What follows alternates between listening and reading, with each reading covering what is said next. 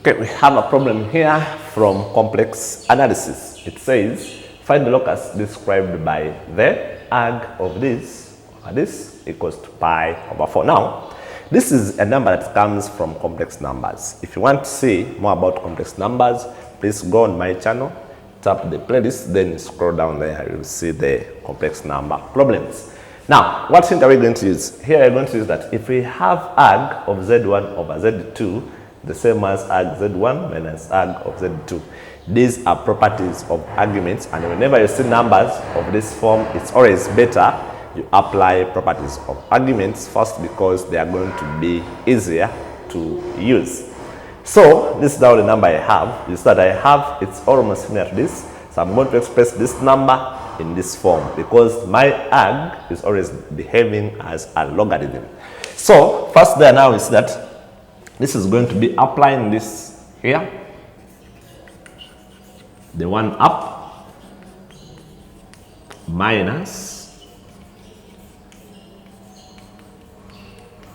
equaling to pi over 4, like this. Now the next step is, I let my z be x plus I, y. I let my z be any complex number of that form.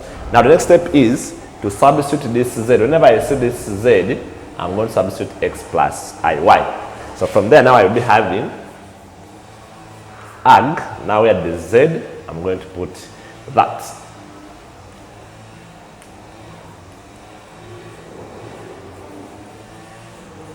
Now my z here.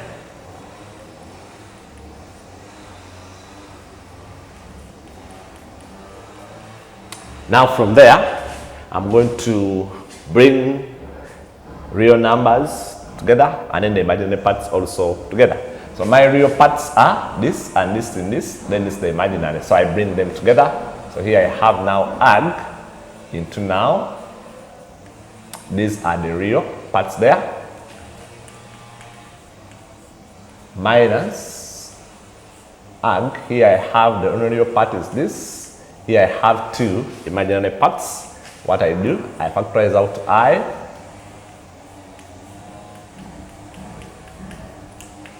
Now from there is that we have arg of a complex number with its real part and imaginary part. Now we come to the second hint. If we have arg of a real plus an imaginary part is the same as tan inverse of this imaginary divided by the real. So that now I'm going to apply there. Now this will be now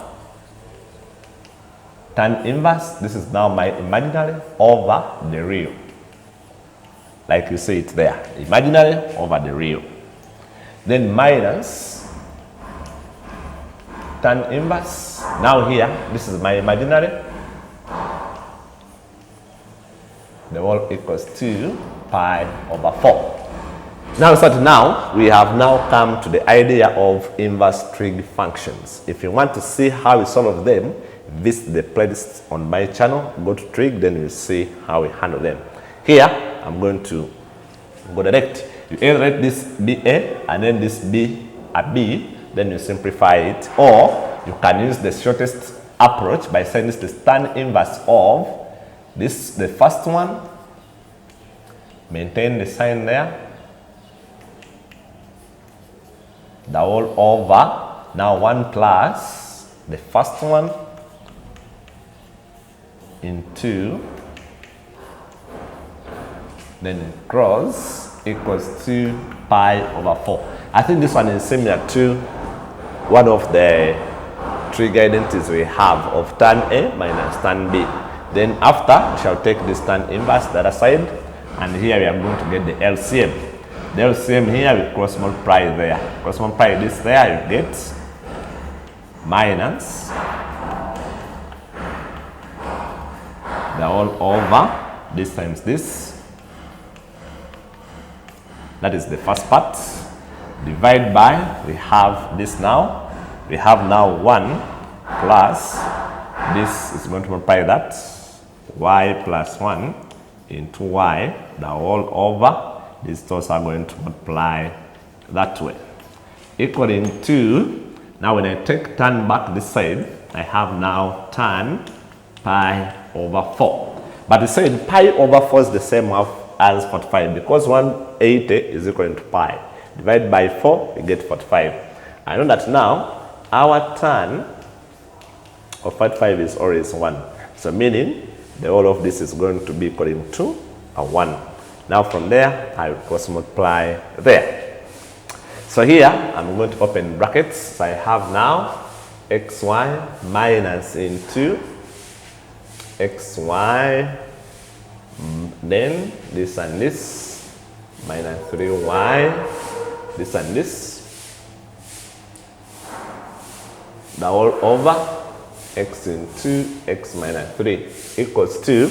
Now after I get this times this one on the right. So I'll be having now 1 plus, now I'm going to open brackets here.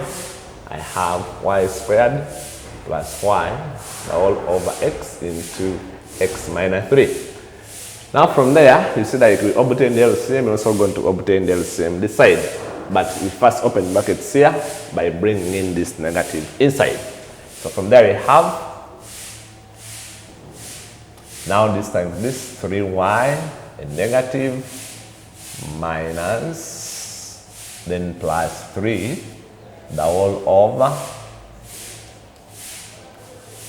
equals 2. Here also get the LCM. By multiplying this side, we have x into x minus 3 plus y squared plus y, the whole over x into x minus 3.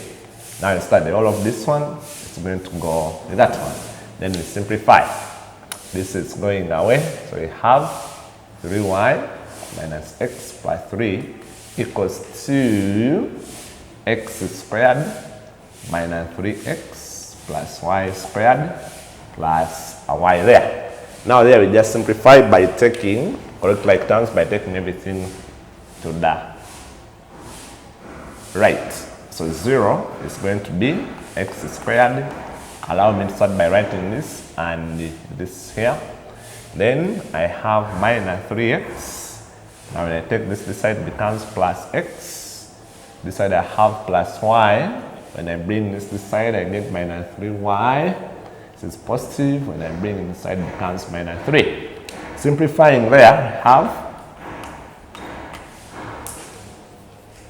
I think here I have minus 2x equaling to a 0. And probably you can say this is what? A circle. How do you know that it's a circle? Go on my channel, tap the playlist, then you scroll downwards, you will see the topic of circles. Now we know that our center is always at A, B. We have to describe this circle using its center and radius. And always our radius is given by the square root of a squared plus b squared minus a c. Some people use f and g. I mean g and f here, please, it's the same. Now, how do you get our a? This is the shorter approach. You get negative a half times the coefficient of x, and this will give you a 1. Then how do you get our b still? You get negative a half times the coefficient of y, which will also be a 1. So implying that now my center is going to be 1, 1. Then my radius, we said it's going to be the square root of a squared plus b squared minus c. Our c is this one here. So minus 3, which will give us now r is going to be root of 5 units. And now from there, is that now our circle, now find the circle, I mean to find our locus. Even you can go on to describe it that our locus is a circle with the center 1, 1 and radius root 5 units. All these ones are on the playlist of circles, how you get the radius and how you get the center. You can visit the playlist and then you see more about circles. Don't forget to subscribe to the channel. That's it, members. See you the next problem.